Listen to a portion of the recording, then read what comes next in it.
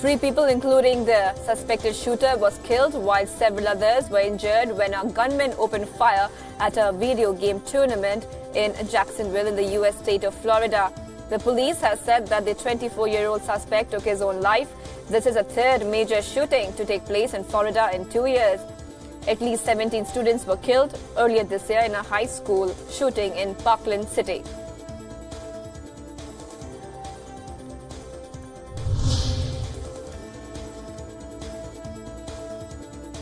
Hundreds of people lined up outside a funeral home in Arizona to pay their final tributes to U.S. Senator John McCain.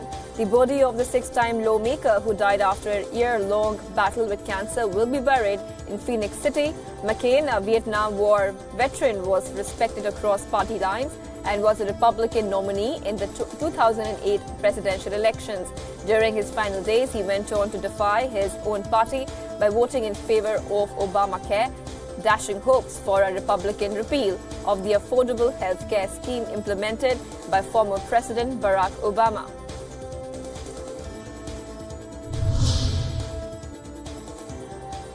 Several people paid their tributes to late U.S. Senator John McCain at the site where the Vietnam War veteran's plane was shot down almost 50 years ago.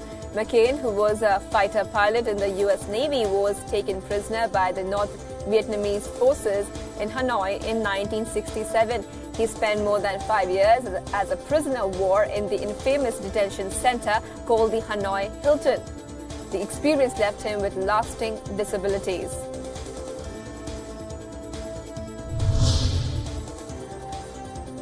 Leaders across the world condole the death of Republican leader John McCain. Several noted political figures, including Canadian Prime Minister Justin Trudeau, took to Twitter to pay their final respects to the former Republican presidential nominee. Trudeau called McCain an American patriot, while former President of Colombia, Alvaro Uribe, said that McCain was an exemplary citizen.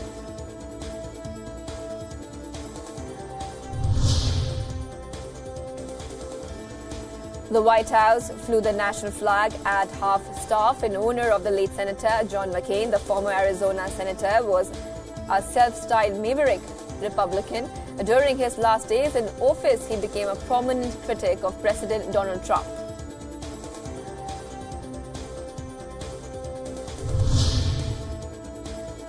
Colombians voted in favor of a kind referendum that aims to curb corruption in a country where white-collar criminals are fast replacing drug gangs and paramilitary groups in penetrating the upper echelons of power.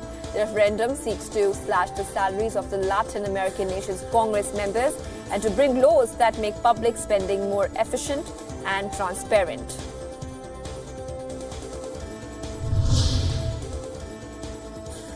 Iran's finance minister has been impeached by the country's parliament in the latest blow to the embattled government as it struggled against a fall in the currency value and a mounting economic crisis. The lawmakers is the second minister in President Hassan Rouhani's cabinet to be impeached this month following the removal of Labour Minister.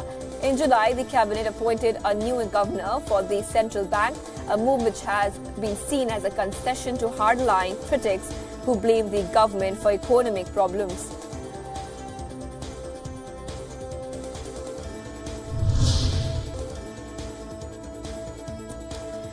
An eastern Chinese city is conducting relief work after Typhoon RUMBIA wreaked havoc across the China's Shandong province. According to data released by the local disaster relief center, 500,000 people in over 15 districts were affected by the typhoon. Rural areas suffered heavy damages due to severe flooding. Over 60,000 residents from nearly 90 villages had to be relocated.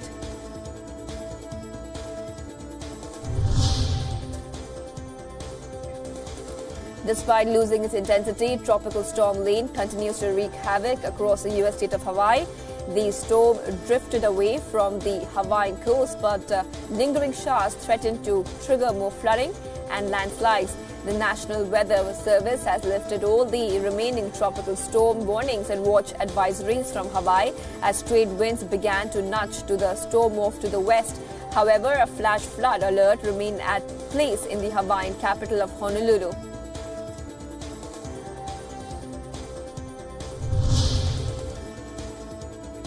Italy disembarked all 150 migrants from a rescue ship that had been docked for 5 days at a Sicilian port, ending the migrants' ordeal and a standoff between Italy and its European Union partners. The migrants, mainly from Eritrea, had been stranded on the port of Catania because the Italian government refused to let them off the ship until other EU states agreed to take some of them in. Interior Minister Matteo Salvini, who led a popular crackdown against immigration, has been placed under investigation by a Sicilian prosecutor for abuse of office.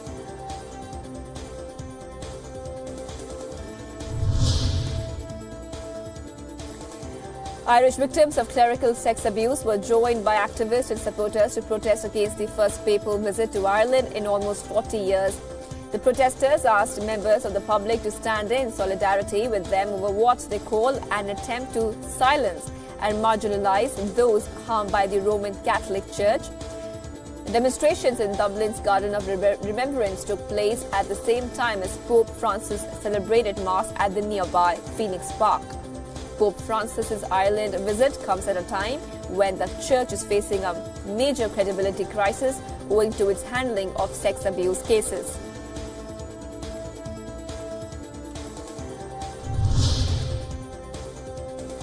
The crew of a cruise ship rescued 3 fishermen who were floating in a life raft off the northern coast of England after their fishing boat capsized, leaving 2 sailors dead.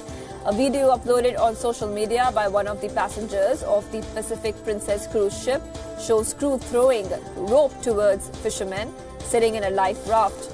A Coast Guard helicopter later found the dead bodies of the 2 men near the sunken fishing boat.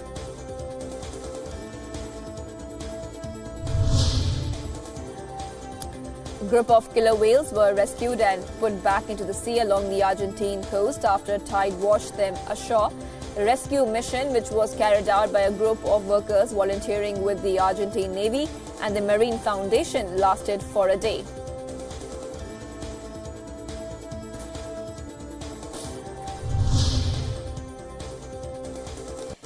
It was a celebration of all things medieval when dozens of men and 1 woman donned armor and battled with swords outside a Serbian monastery as part of a festival called Just Out. The festival takes place in the 15th century monastery, which is a UNESCO World Heritage Site. The combatants were grouped depending on their skill and fitness, with those in the strongest category often knocking rivals to the ground.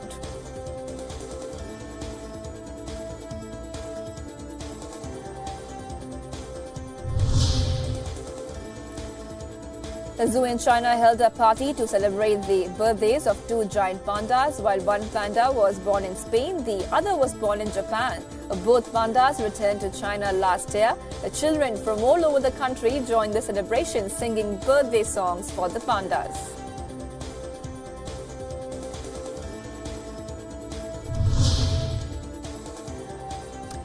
The age-old game of chess got a quirky makeover during the World Dive Chess Championships, which took place in London.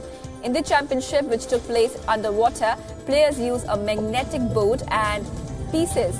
Interestingly, the players were submerged without a breathing apparatus in a swimming pool. Once players have dived under the surface, they cannot come back up for air until they have made their move.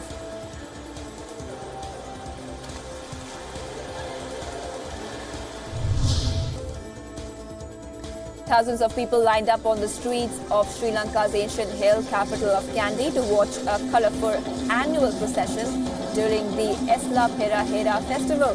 The ritual, which involves lavish performances of dancers, drummers, fire acrobats, musicians and colourfully decorated elephants, is celebrated annually to honour the sacred tooth relic of the Buddha, which is carried on the back of one of the elephants.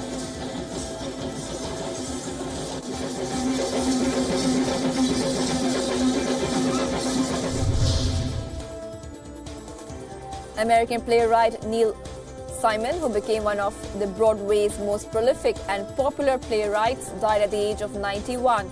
Simon was the brain behind several noted plays, including The Odd Couple and The Goodbye Girl. Simon was considered one of the best playwrights in the United States and won a total of 4 Tony Awards.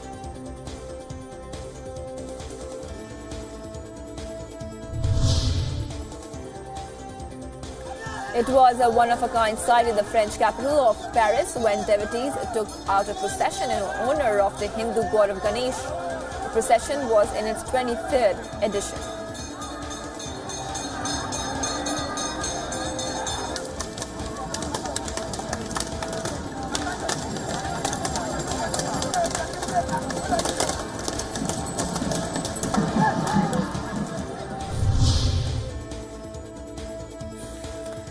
Four people were rescued even as some were feared trapped after two building blocks constructed under a government housing scheme nearly 2 decades ago collapsed in the western Indian city of Ahmedabad. The teams of the National Disaster Response Force and the local fire brigade were deployed to rescue people from the debris of the two buildings.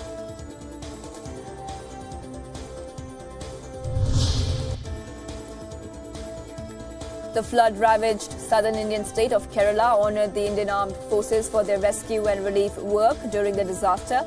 In a ceremony attended by Chief Minister Pinarayi Vijayan, the Kerala CM Vijayan presented a certificate to the people who were part of the rescue operations and expressed his gratitude to all the security forces that helped authorities in conducting the operations.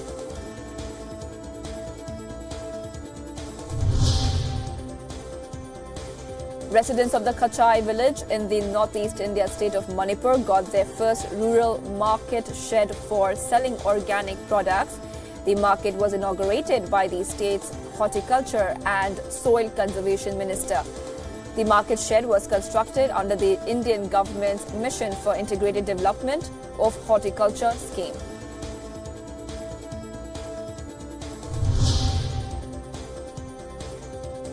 Devotees and delegates from around 30 countries offered prayers to the Lord Buddha in the eastern Indian holy city of Bodh Gaya in Bihar.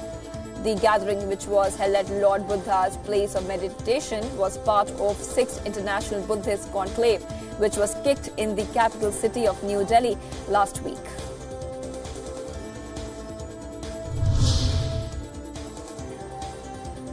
The northern Indian hill town of Dharamshala has become a hub for students who have a keen interest in learning Tibetan language and Buddhism. Around 40 students from over 12 different countries have enrolled themselves in the College for Higher Tibetan Studies. The students are divided into pre-intermediate, intermediate and advanced classes where they learn about different Buddhist principles, Tibetan language and dialectic.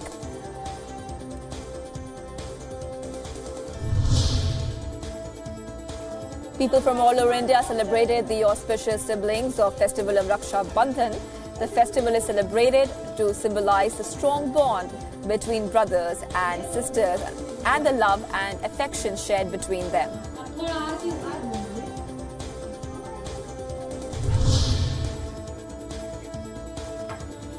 A 2-month-long water skiing camp has been organized for adrenaline junkies in Indian state of Jammu and Kashmir to promote water sports.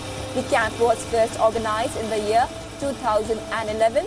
The participants, who came from all over India, were taught about balancing and wave skiing. Water sports enthusiasts said that such events should be encouraged as they provide a great opportunity for the youth of the state.